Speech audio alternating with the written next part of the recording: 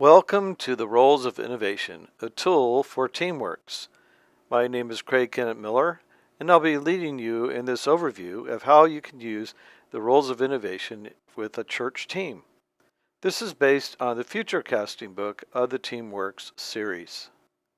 Creating a culture for innovation means a focus on four things: a passion to share the word, an openness to change, a willingness to look at current reality, and a spirit of expectation.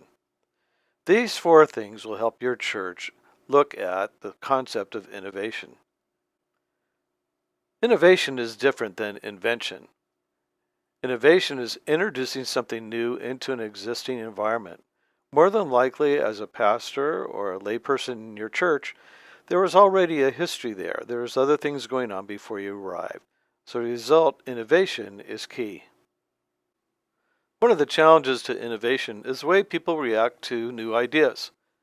One role that people can play is the devil's advocate, in which their job is seen as coming up with all the things that are wrong with a particular idea in order to kill it. So to help people experience that, I've developed a reader's theater. It's called The New Idea. The script is found in the future casting book, and so you'll have to have copies of that for people to read, and you'll need four people in order to enact the play. There are four characters. There's the naysayer, 1, 2, and 3, and the innovator. So you invite people to come forward.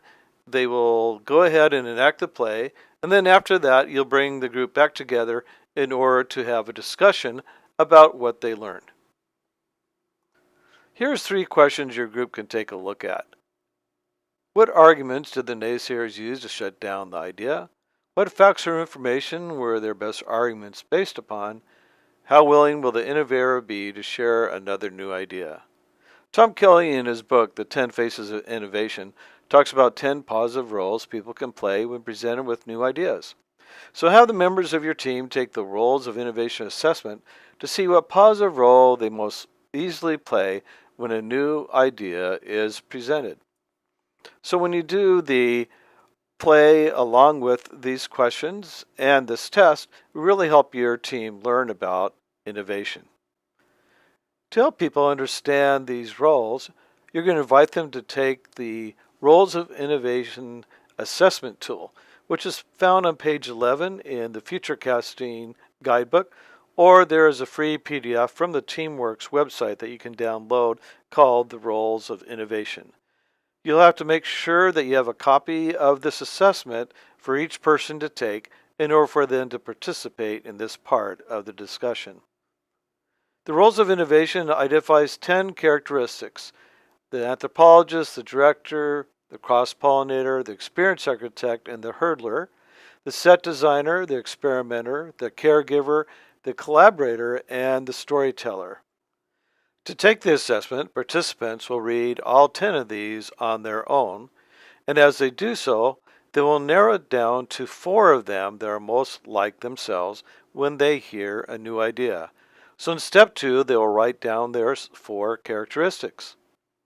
After doing that, they'll look at the 4 to determine which one of these is the most important one for them, the number 1 role of innovation that they tend to use. And then they will write down 2 additional ones, and this will give them their profile to use as they look at innovation. Now that people have taken the assessment, we can see how they work together. First of all, there are the learning roles: the anthropologist, the experimenter, and the cross-pollinator. These are the people who love to learn new things and to think about how trends and other ideas will affect the future. The next are the organizing roles: the hurdler, the collaborator, and the director. These are the people that love to get things done. They love to organize people, they love to overcome obstacles, and look at ways to work together to accomplish a particular goal. Next, we have the building roles: the experienced architect, the set designer, the caregiver, and the storyteller. This is the group of people you need to help bear the fruit of all the ideas that have been created by your group.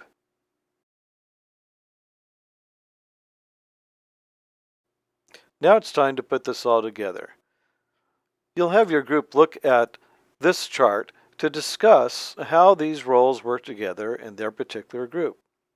First, have them write down their names according to the primary role that they identified on this sheet.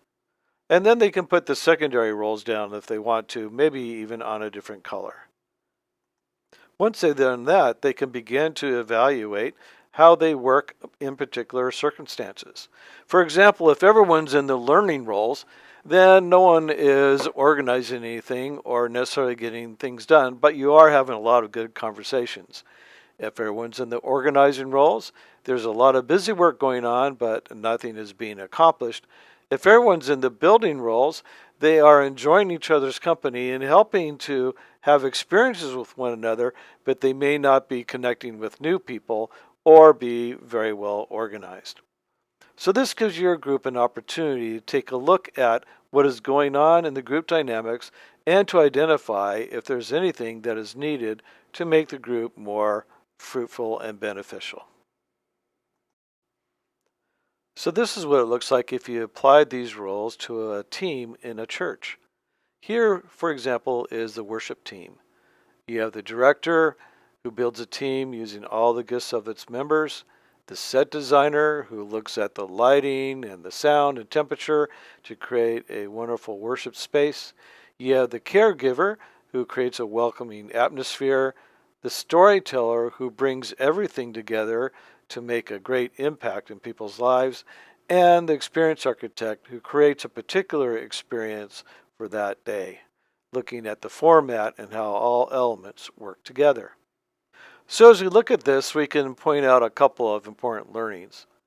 First of all, if you have a group of people doing the worship service rather than one person, you can take advantage of the gifts of a wider range of people. Also, this gives many people a different opportunity to contribute in their own way to the worship life of that particular faith community. Another thing we can do with this is take established positions on a team and give it new meaning. For example, the worship leader may be the experience architect who's designing a particular experience. The preacher may become the storyteller, and so on. So this is an important way to think about using the roles of innovation. To wrap this up, you're going to invite people to look at their leadership team and to identify the roles that would be effective for that particular team. This will help them think about how they work together and what will lead to an effective congregational team in a church. To learn more about TeamWorks, you can contact me, Craig Kenneth Miller, at cmiller@umcdiscipleship.org, or go to the TeamWorks website at teamworksumc.org. Thank you for participating in this session.